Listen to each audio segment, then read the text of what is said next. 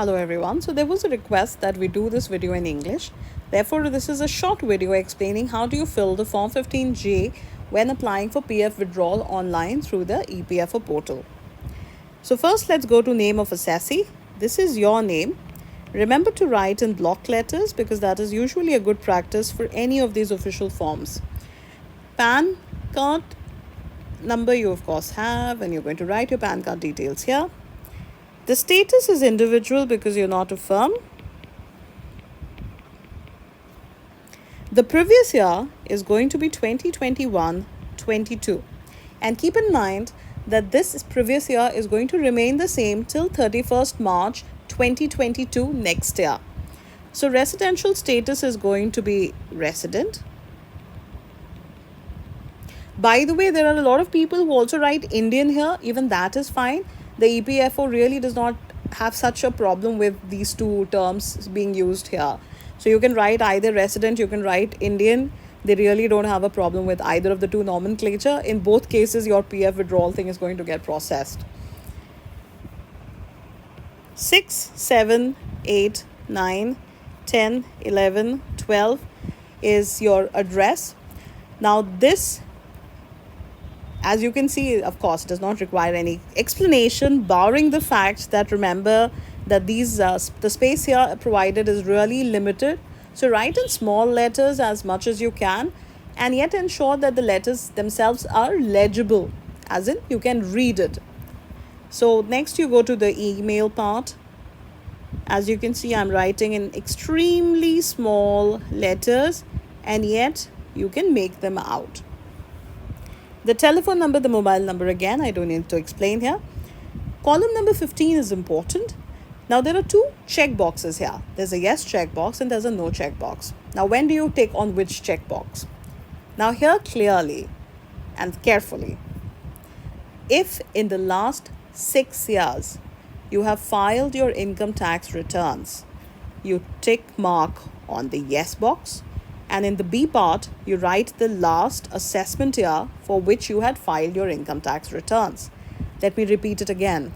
If in the last 6 years you have filed your income tax returns, you tick mark on the yes box and you write the last, that is the latest or the most recent assessment year for which you had filed your taxes in the B part.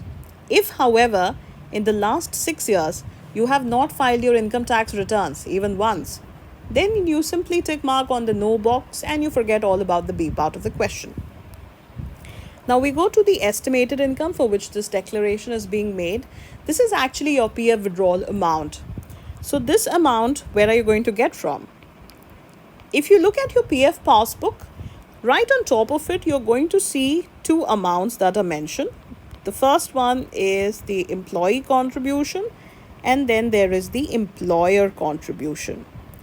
When you add these two amounts together, the sum total is your PF withdrawal amount, and that is the amount you're going to write in column number 16.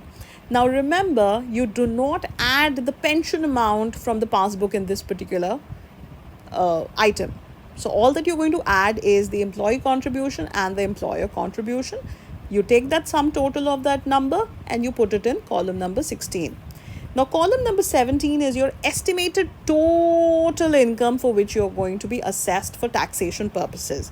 So here, just remember that whatever figure you're going to write is also going to include the XYZ amount. So you have to add the XYZ amount when you are calculating the assessment year, the total taxable income for the assessment year. Now in column number 18, you write the details of any other form number 15Gs that you have filed and for what purposes. Alright, so you just mention that and you mention the amount for which those number form 15Gs were filed.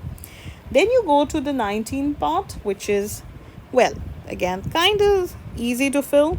Just write one. Your PF number goes here. Your UAN number goes here. All right. The nature of income, just write PF withdrawal. section under which tax is deductible is 192A.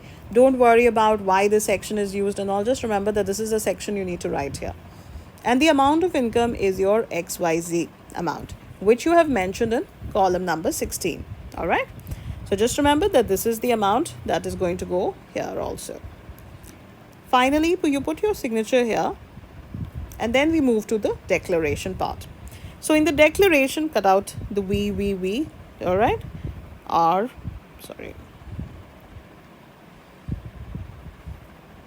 So just remember to cut out all those things, okay? So all the R and all the V is going to go out. So just write your name here. I'm sure I don't need to tell you what your name is. You're going to write 31st March 2022 here, and the assessment year is 2022-23. All right, then again we write 31st March here, and we write 2022-23. Now, why is assessment year different from financial year, previous year, etc., etc.? These are questions that, that actually warrant a whole video by themselves. So we're going to skip that for here. Just remember that this is the assessment year, and this is 31st March 2022 that you're going to write here. Finally, you're going to write the place where you're located, the date of filling the form, and you're going to put one more signature here. And that's it. You're done.